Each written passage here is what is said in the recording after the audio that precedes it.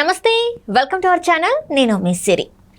చంద్రబాబు నాయుడు గారి చాణక్యానికి నరేంద్ర మోదీ గారు అయితే ఫిదా అయ్యారు. మరి ఈ ఫిదా అయిన కారణంగా మరి ఏపీలో చేంజ్ అయ్యే అవకాశాలు ఉన్నాయా, సీన్ చేంజ్ అయ్యే అవకాశం ఉన్నదా? సో ఈ అంశాన్ని మనకు వివరించడానికి మనతో పాటు ఉన్నారు TDP official spokesperson Suryadevara Latha garu. నమస్కారం మేడం. నమస్తే మేడం, ఇప్పుడు చూస్తున్నట్టయితే చంద్రబాబు నాయుడు గారి చాణక్యానికి మోదీ గారు ఫిదా అయ్యారని చెప్పేసి మనకి వార్తలు వస్తున్నాయి. సో దీనివల్ల ఏపీలో ఏమైనా సీన్ చేంజ్ అయ్యే అవకాశం ఉందంటారు? అంటే బాబు గారి గురించి మోదీ గారికి, అమిత్ షా గారికి తెలిసిన విషయమే. ఎందుకంటే ఆయన గత 14 సంవత్సరాలుగా సీఎంగా ఉండటమే కానివ్వండి, అపోజిషన్ లీడర్గా ఉండటమే కానివ్వండి, పొలిటికల్గా ఉన్న వాళ్ళు ఎవరికి కానీ సౌత్ సైడ్ తీసుకుంటే ఎవరైనా అంత మంచి పొలిటీషియనే కానివ్వండి, ఒక డెవలప్ గురించి, ఒక ఉన్నతమైన ఆలోచనల గురించి ఎవరికైనా ఉంది అని అంటే నారా చంద్రబాబు నాయుడు గారికి.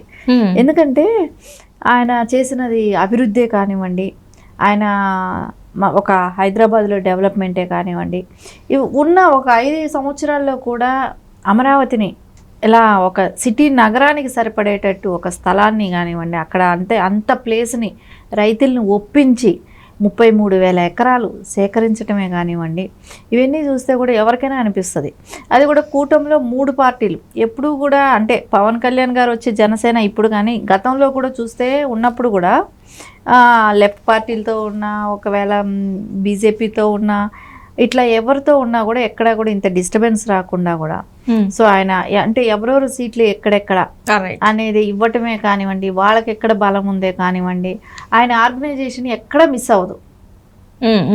బాబు గారి ఆర్గనైజేషన్ అంత పర్ఫెక్ట్గా ఉంటుంది అనమాట. సో వాళ్ళకు కూడా బెనిఫిట్ ఉండాలి కదా, కూటమిలో వచ్చిన పార్టీలకు కూడా వాళ్ళకు కూడా బెనిఫిట్ ఉండాలి. కాబట్టి వాళ్ళకి ఎక్కడ స్థానం బాగుంటుంది అనేది కూడా ఆయన కరెక్ట్గా గెస్ చేయగలుగుతారు. సో ఇప్పుడు జనసేన గారికి తీసుకోండి, ఈస్ట్ గోదావరి జిల్లాల్లో అంటే వాళ్ళకి అక్కడ సామాజిక పరంగా కానివ్వండి, అక్కడ వాళ్ళకి ఉంటుంది కాబట్టి, సో అక్కడ ప్రెషర్ ఇవ్వకుండా వాళ్ళకి కావాల్సిన సీట్లు కూడా వాళ్ళకి ఇచ్చేటట్లు అక్కడ, సో వాళ్ళకి ఎక్కడైతే వాళ్ళకి బలం ఉందనేది కూడా ఆయన గుర్తించి అలాంటి చోట వాళ్ళకి ఇవ్వటానికే కానివ్వండి, ఇలా మాకు ఎక్కడ బలం ఉన్న చోట తీసుకోవటానికే కానివ్వండి, ఇవన్నీ కూడా ఆయన పక్కా ప్రణాళికతోనే ఆయన చేస్తుంటారు. ఇప్పుడు క్యాండిడేట్ల విషయానికి వచ్చినా కూడా టీడీపీ క్యాండిడేట్లకు కొన్ని చోట్ల కొంతమందికి నిరుత్సాహం అనేది కూడా ఉంది. ఉన్నా కూడా అదే వేరే పార్టీలు ఎక్కడైనా ఏంటి ఈ పాటికే చాలా గోలా అయ్యిండేది. కానీ నారా చంద్రబాబు నాయుడు గారు అందరినీ బుజ్జగించడమే కానివ్వండి, ఎవరిని వ్యతిరేకించరు, వాళ్ళ సలహాలు సూచనలు తీసుకుంటారు. సో నెక్స్ట్ వాళ్ళకి ఏం చేయాలో కూడా చేస్తారు. ఆ నమ్మకం ఆ నాయకుడి మీద ఉంది కాబట్టి అందరూ కొంచెం చంద్రబాబు నాయుడు గారి ఒపీనియన్ మీద అందరికీ కూడా ఆయన ఏం చేసినా పర్ఫెక్ట్ ప్లానింగ్, పర్ఫెక్ట్గా చేస్తారు అనేది అయితే ఖచ్చితంగా అందరికీ ఒక భరోసా ఉంది. సో అదే మోదీ గారే కానివ్వండి, అమిత్ షా గారే కానివ్వండి, సో అక్కడ ఇప్పుడు పొత్తు ఉన్నా కూడా సో ఏపీలో బాబు గారు ఉన్నారు, ఆయన చూసుకుంటాడు. సో మనకు కొంచెం రిలీఫ్ ఉంటుంది. సో ఆయన స్టేట్లో ఉన్నాడు కాబట్టి ఖచ్చితంగా ఆయన అన్ని రకాల అవకాశాలు మనకు, అంటే బీజేపీకి కొన్ని సీట్లు ఈ సంవత్సరం ఇప్పుడు ఎక్కువ రావటం కూడా జరిగింది ఎన్నికలతో పోల్చుకుంటే. ఎంపీలు కూడా 6 ఎంపీలు పోటీ చేయడమే కానివ్వండి, ఎమ్మెల్యేలకి ఇది కూడా ఎక్కువే రావటం జరిగింది. అయినా వాళ్ళు మనశ్శాంతిగా ఉన్నారు అని అంటే ఒక బాబు గారి మీద నమ్మకంతోనే అది ఖచ్చితంగా. ఎందుకంటే బాబు గారు అందరినీ కలుపుకొని అన్ని పార్టీలని, అంటే ఇప్పుడు జనసేననే కానివ్వండి, బీజేపీనే కానివ్వండి, వాళ్ళని కలుపుకొని క్యాంపెయిన్లు చేయటమే కానివ్వండి, ఆయన ఇంత వయసు అని కూడా కాదు కానీ ఆ వయసుకి అంత యాక్టివ్గా ఏ లీడరు లేడు. సో ఆయన ఈ రోజు కూడా రోజుకు 3-4 సభలు పెడుతున్నారు, బహిరంగ సభలు. సో అంత జనాలతో కూడా వెళ్ళి బహిరంగంగా మాట్లాడుతూ గంటలు స్పీచ్ ఇస్తూ, సో ఆయన ఉన్నాడు అని అంటే ఎన్డీఏ కూడా హ్యాపీ ఫీల్ అవుతున్నట్టే కనపడుతుంది. అంటే ఇప్పుడు ఇక్కడ మేనిఫెస్టో కూడా చూసుకుంటే 6 పథకాలతో కూడా దూసుకెళ్తున్నారని చెప్పేసి మనం చూస్తున్నాం. అంటే ఇంకేమన్నా మరి మేనిఫెస్టో ఇంకేమన్నా గట్టిగా రెడీ చేసే అవకాశం ఉందంటే ఈ కూటమి ద్వారా రిలీజ్ చేసే అవకాశం ఏమైనా ఉందా? ఖచ్చితంగా తెలుగుదేశం పెట్టిన మేనిఫెస్టో అయితే అందరికీ నచ్చినదే. సో జనసేన కానివ్వండి, బీజేపీ కానివ్వండి, అందరూ ఆమోదించినదే. ఎందుకంటే సూపర్ 6 కానివ్వండి, దానిలో మహిళలకి ఇచ్చిన ఆపర్చునిటీస్ వేరే ఎక్కడా ఏ పార్టీలో కూడా లేదు.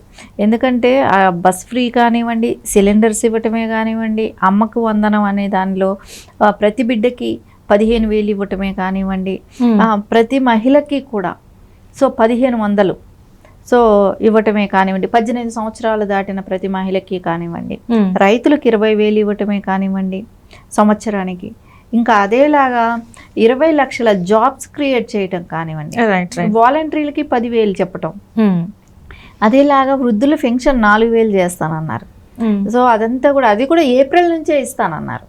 సో ఏప్రిల్, మే, జూన్ నుంచి, ఏప్రిల్ నుంచి ఇప్పుడు ఏప్రిల్లో 3,000 ఇచ్చాడు జగన్మోహన్ రెడ్డి. అక్కడ నుంచి 1,000 రూపాయలు పెంచి ఇస్తానన్నారు.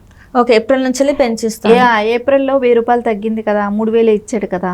సో బాబు గారు 1,000 రూపాయలు ఇస్తానన్నారు. మా మేలో 1,000 రూపాయలు మళ్ళీ పెంచిస్తున్నారు. అదేలాగా జూన్కి ఎలాగో బాబు గారు వచ్చేస్తారు కాబట్టి సో ఆ టైంలో 4,000. సో అలా ఈ డబ్బును కూడా నేను పెంచి ఇస్తాను, ఏ రోజైతే అనౌన్స్ చేశాడో ఆ రోజు నుంచి 4,000 లెక్క అన్నట్టు చెప్పారు. సో ఖచ్చితంగా ఇది ఎంత వృద్ధులకే కానివ్వండి, ఫస్ట్ నుంచి కూడా తెలుగుదేశంలో పీరియడ్ వచ్చినాకనే పెన్షన్ అంటూ స్టార్ట్ అయింది. అంతకుముందు లేదు, పెన్షన్ పథకమే లేదు. ఎక్కడ పథకాలంటూ స్టార్ట్ చేసింది కూడా టీడీపీనే. సో అదిలాగా అందుకనే బాబు గారి మీద ఉన్న భరోసాతో వాళ్ళు హ్యాపీగా ఉన్నారు. సో ఎట్లాగైనా ఇక్కడ బాబు గారు అంటే చిన్న చిన్న అండర్స్టాండింగ్ ఎక్కడైనా లోపం ఉన్నా కూడా సో అవన్నీ ఆయన కవర్ చేసుకుంటా వస్తారు. సో అవన్నీ ఆయన చూసుకుంటారు. సో డెవలప్మెంట్ అనే బాబు గారు అనేది ఆయన ఈ మధ్య ఎక్కడ కూడా ట్వీట్ చేయటం కూడా చూసాం. ఖచ్చితంగా బాబు గారికి అంటేనే డెవలప్ అంటేనే బాబు గారు. మనం ఇక్కడ హైదరాబాద్ అనేది చూసాం కాబట్టి హైదరాబాద్లో ఈరోజు ఇంకొక మహానగరాన్ని అంత ఇదిగా డెవలప్ అవటం, ప్రతి వాళ్ళు వచ్చిన వాళ్ళందరూ చెప్తున్నారు కదా, అమెరికాలో న్యూజెర్సీలోనూ చికాగోలోనూ ఉన్నట్టుంది హైదరాబాద్ వస్తే అని అంటున్నారు. ఆ క్రెడిట్ ఎవరికి వస్తుంది? ఎవరు చేశారు? అంత కృషి ఎవరు చేశారు? చంద్రబాబు నాయుడు గారి కృషి ఈ రోజు మనం ఇక్కడ హైదరాబాద్ సిటీ అంత డెవలప్ అవటానికి కారణం. అంటే ఇప్పటికీ కూడా ఇప్పుడు ఒక ఎన్ని రోజులు ఉందంటే మనకి మే 13న అనుకున్నా కూడా, అంటే మే 11న పోలింగ్, కానీ ఇంత తక్కువ ఉన్న వ్యవధిలో కూడా కొంతమందికి ఇంకా కూటమిలో ఇంకా చిన్న పొరపచ్చాలు ఉన్నాయి, కూటమిలో ఇంకా కొంతమందికి పడట్లేదు అని చెప్పేసి మరి వార్తలు ఉన్నాయి. అందులో వాస్తవం లేదంటారా? కూటమిలో పడకపోవటం అనేది అట్లాంటివి ఏమీ లేవు, అంతా అవాస్తవాలు, ఎవరో కల్పించటమే అవాస్తవాలు. అలాంటివి ఏమీ లేదు. అందరూ కలిసికట్టుగా పనిచేస్తున్నారు, ప్రజల్లోకి అందరూ కలిసే వెళ్తున్నారు. సో ఎక్కడ కూడా ఏ నియోజకవర్గంలో కూడా అలా ఉంటే ఈ పాటికి బయట వచ్చేవి, ఎక్కడా కూడా అలాంటివి ఏమీ లేవు, డిస్టర్బెన్సెస్ లేవు. ఎందుకు ఇలాంటి వార్తలన్నీ బయటకు వస్తున్నాయంటే అపోజిషన్ పార్టీ వాళ్ళు చేసే నిందలు ఏదైనా వేస్తారు కాబట్టి అలాంటివి ఏదో ఒకటి రూమర్స్ క్రియేట్ చేయడమే కానివ్వండి, ఎక్కడ కూడా. ఎందుకంటే అలా ఉంటే ప్రచారాల్లో ఇలా దూసుకెళ్లే వాళ్ళు కాదు. సో ఇప్పుడు నారా చంద్రబాబు నాయుడు గారికి వెళ్ళిన చోట బ్రహ్మరథం పడుతున్నారు, పవన్ కళ్యాణ్ గారికి అట్లాగే ఉంది, పురంధరేశ్వరి గారు అలాగే ప్రచారంలో బిజీగా ఉన్నారు, అందరూ ఎవరికి వాళ్ళు బిజీగానే ఉన్నారు. సో ఎక్కడైనా వీళ్ళు ఉంటే డిస్టర్బెన్స్ క్రియేట్ అయితే వెంటనే వీళ్ళు సెట్ చేయడానికైనా ఎక్కడికో చోటుకి వెళ్ళాల్సిన ఇదేనా ఉంటుంది, వాళ్ళని కలవటం బయట వచ్చేస్తుంది, ఇదే పెద్ద విషయం కూడా కాదు కదా. కానీ ఎక్కడ అలాంటి డిస్టర్బెన్స్ లేదు, ప్రతి చోట కూడా అందరూ కలిసి పనిచేస్తున్నారు.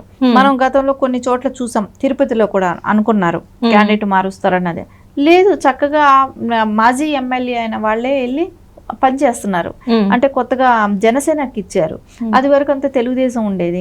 సో జనసేనకి ఇచ్చినారు కాబట్టి తెలుగుదేశం మాజీ ఎమ్మెల్యేనా వెళ్ళి పనిచేస్తున్నారు, వాళ్ళకి సపోర్ట్ గానే ఉన్నారు. సో అక్కడ అట్లాగా ఎక్కడికెక్కడ ఎవరికి త్యాగం వాళ్ళు చేస్తున్నారు. ఖచ్చితంగా జగన్మోహన్ రెడ్డిని ఓడించాలనేదే ఒక దృఢ నిశ్చయంతో పనిచేస్తున్నారు. Right madam, right, thank you so much.